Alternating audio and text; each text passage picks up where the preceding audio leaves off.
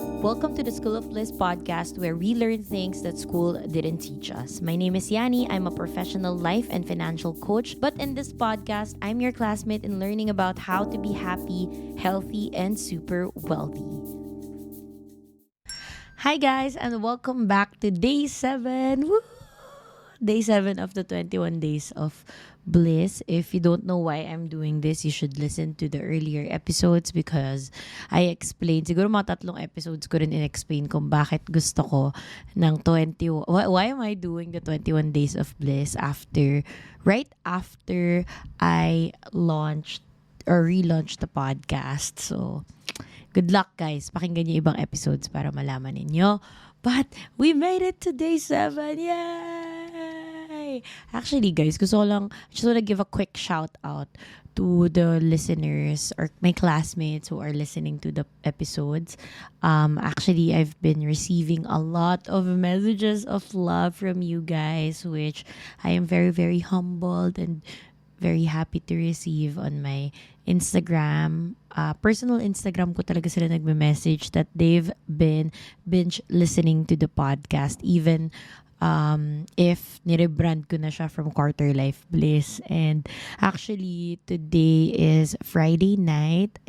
Medyo late to episode na to lalabas. So, mga madaling araw to lalabas because it's midnight already. And sabi ko, audio ko na lang i-record. Pero na-realize ko na when I watched the episode yesterday, which is I'm so freaking proud of, nakakatuwa lang kasi ang ganda ng setup and I don't want to lose the momentum of having so many videos, and also because I have a very interesting topic that I actually created a notes for it, guideline. Ayun pala yung gusto ko sabihin, guideline. And sabi ko nga sa lahat ng nare-receive kong messages, and I always say this, that even if there's just one person who I inspire, I will keep creating the video. So, here I am, medyo nag-makeup, nagkilay at nag-lipstick just to make this episode. So, thank you so much for your support. So, today's episode is all about one of my most favorite concepts that I embraced early on in my life that my mom taught me. It's your network is your net worth. So what does this mean? No, it basically means that your connections, your friends, the people that you meet, your relationships are gonna give a huge impact in how you will do in your life. So, ibig sabihin, or not just in your life, but in your financial success. So, when I was a kid, mga grade school, ganon, my mom has been in sales ever since I could remember. And I would always go with her.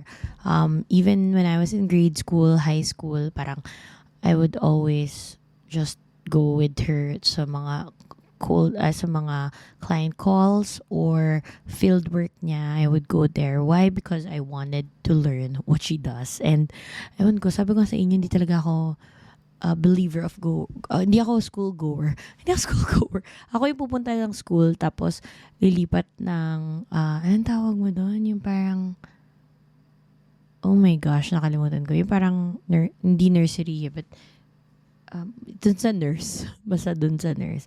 Clinic, ayun, dun ako sa clinic parate.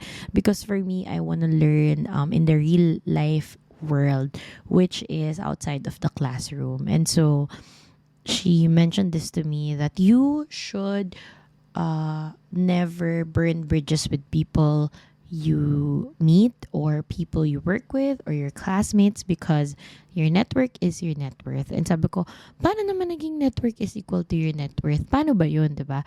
It only means that I think right now that I'm working, I'm a professional, that my financial success has a heavy, my connections has a very heavy impact on my financial success today.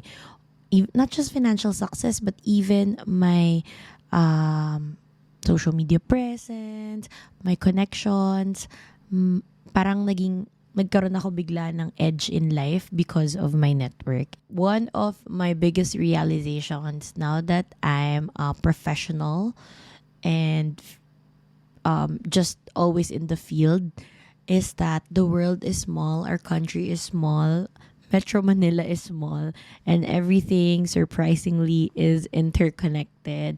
What does that mean? If may bad reputation ka, let's say in an event, for me right now, with a brand partner or like a guy you met in the club, well, that's not me, or an experience with a person, somehow,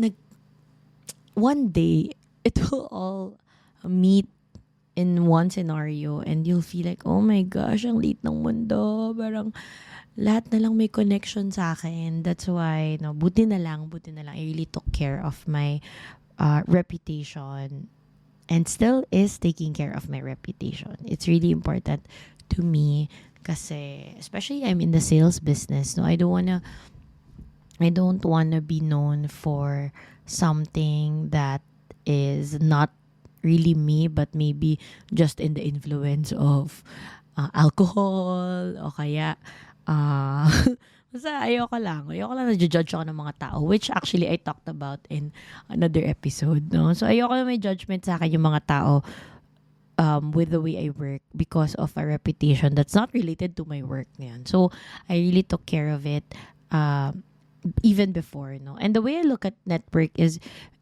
basically your access to limitless opportunities, which means if the bigger your network, the bigger the opportunities that are available for you or that becomes available for you, because when you start to expand your network, you also expand the opportunities, you also increase your chances of finding the right people to work with, finding the right businesses to start to open, or the basically finding the right opportunity that can help you kickstart the success that you truly deserve. And so I think that your network is your shortcut to success. Why? If you are in the right space, for example, no, for example na lang, you meet people not by coincidence and they all have a special purpose in your life. And for example, you meet this person who is actually really good in this business, and eventually because naging friend mo siya, natuto ka sa kanya, eventually that also becomes your business, or naging ganun din yung industry na ginagalawan mo, and that wouldn't be possible if you're not connected to this person. However, if you don't have network, of course you'll settle with the opportunities that are available to you currently, no? And it's actually hard to start breaking through building your network. At first, it's hard, no? Kasi syempre, for most people, it's outside of their comfort zone to talk to people who they don't know. Let's say in parties or in events or in webinars, rather in seminars live, no? Usually, dyan talaga masayang mag-network. But it's understanding that you have to be intentional in meeting people, and lahat kasi may lesson naman na dala that you can bring in your professional in a professional work setting. And something I always believe that all the people you meet will teach you something valuable. So whether that is for example, someone that you met, you lost your trust, 'di ba? That also is valuable kasi you learn about trust. So for me, that's how I see it, that all the people I meet are still network. However, of course, I want to choose the good network. We want to be with the right people. Why? Because when we are intentional in building our network, we also become intentional in learning from the people we meet every day, and we also become very intentional to connect with these people, No, hindi naman yung sinasabi nating may agenda ka in connecting with them. But maybe somehow you wanna learn from them. Alam mo yun, parang ako, every time I would meet a successful person, I really wanna connect with this person. Kung pwedeng hingin ko yung Instagram or yung Viber or yung cellphone number or connect on Facebook. Not because I have an agenda with this person, but because I wanna get his brains. I wanna get her knowledge, her skills. Parang sobrang interested ko na, oh my gosh, this person might actually the key for me to learn things that I don't know that will somehow make me successful in the future. Malay mo lang, no? And if not, that's okay, no? But as much as you could get value from them. But also, no, don't forget, side tip lang, side note lang, don't forget to also add value to these people. Yun. So, sinot ko dito that you have to, yun nga, sinabi ko kanina, you have to take care of your reputation because your network can actually recommend you to build your bigger network, no? Kung for example, for me in sales, I always get recommendations from people, and if one person has a bad experience with me, syempre hindi niya na rin ako mare-recommend. So you have to take care of your reputation, how you show up, how you connect with people, how you serve people, so that it will help you and your business. And of course, find the right network. So sabi ko nga sa inyo, pwede namang may negative network tayo, no? Or meron tayong positive network. It's always like that. There are always two sides of what I teach. So yung bad network, no? Kung gusto nyo ng mga ganitong life, pwede naman yan, no? Or we could nourish and nurture the good network. How do I know if it's a good network to keep, or it's for keeps, no, yung network na to? If it's a supportive space for you to grow, for you to learn, for you to connect, then that's a good network to keep or to nurture. Because if you have a good space, if you have a good set of people to learn from, good set of people to hang out with, to grow with, no, to build businesses with, you can easily overcome challenges when you're in the right space, no? Hindi yung parang, for example, yung network mo, crab mentality, no, na naghihilaan pababa. Usually, this happens, unfortunately, in corporate setting. No, unahan sila, naghihilaan sila pababa because they wanna get the promotion or they wanna get that spot in maybe the executives. So, unfortunately, nagiging ganun yung network. And of course, it's not that these people are bad, but maybe that's not how you want to live your life. And that's okay. You know, so nurture the good connections that you have with people. And one of the best parts of actually building your network is to leverage your business, which means, no, if you have a good network, it's easier for you to be recommended to people who can actually help you build your business through leverage, no? So for example, ako, I have a really good network in my home organization when I was in college. And eventually, when I started working, they asked me to be a mentor coach for the members of the org. And I said yes to it. So, ba't ka nag-yes dun? Kasi inisip ko, at least may mga matitrain akong people who eventually might work with me. And I can leverage my work with them. And fortunately, two of the people I mentored, actually, I got to work with them after that. They became my interns, eventually my support people. And that's what I love about building network. Kasi kung wala akong network back in college, I wouldn't even be chosen as a mentor coach, and I wouldn't even be connected to people who can help me build my business. And the best part about networking talaga is that you get connected to the right people. One of the misconceptions around connecting to people is that people will think that you have an agenda from them. Agenda on them, from them. Di ko alam. Basta may agenda ka sa kanila. But actually, one of the biggest surprises for me is that people are willing to help people, or there's just a lot people are, or let me rephrase that, people are naturally helpful individuals, which means no that if you ask for support, if you ask for help and be humble enough to ask for help from your network, eventually they will really help you. Actually, mas madali pa lang maghingi ng tulong kaysa tinatago mo pa yung agenda mo from this person. And if you have, again, the right network, kasi again, kung crab mentality yung network mo, syempre di ka nila tutulungan, diba? Gusto nila sila lang yung magsasucceed. Pero if you are with the right network, surprisingly, the successful people I know, they are very abundant in sharing their network as well. They're not afraid to lose connection to other people just because they're gonna connect you with them, but they're actually excited to help you.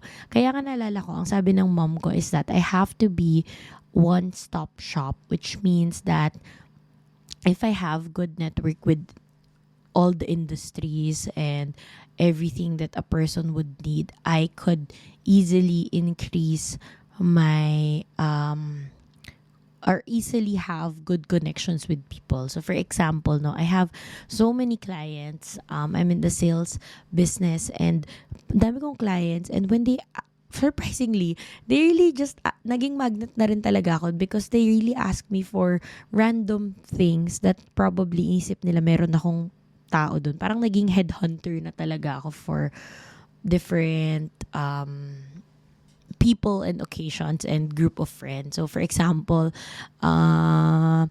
yung isa kong client, nanghihingi siya ng mga interns. For some reason, alam niyang may interns ako. Or kapag when she's hiring, she would message me if I know someone who could be potentially part of her team. And somehow, no, meron din naman talaga ako nako-connect parate. If I seek opportunities, I automatically have people to recommend.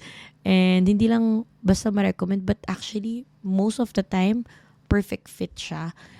And ang ganda lang kasi I already became what my mom told me, that I should be a one-stop shop. So for example, yung mom ko, may connection yan sa hotels, sa lahat ng klase ng insurance, lahat ng klase ng real estate, lahat yan may connection siya. So her clients appreciate that she has good network. No, it's an easy opening to clients, to good businesses. So even ako right now, I connect with a lot of people online through my platform, especially to content creators, no? For example, nakita ko to, ang galing niya sa business, automatic I connect with this person and learn from this person. If ito ang galing niya gumawa ng content, I connect with this person, I learn their systems, I humble myself enough that I can learn from them. And again, surprisingly, people are nice and people are naturally helpful. And build meaningful connections and bond with these people. So don't just connect to connect to learn, connect to grow, connect to add value. And one day you'll just be surprised that you have a good network that will help you win in life as fast as you could. Again, this is a shortcut to success. And if you listen to this episode, I wish you start going out there to find and to build meaningful connections with people or with industries where you want to grow at, or just connect with people more. It's easier right now. Especially online. And next thing you know is that you have a good set of network, a very supportive space, or a very supportive group of people, community who are helping you with what you do.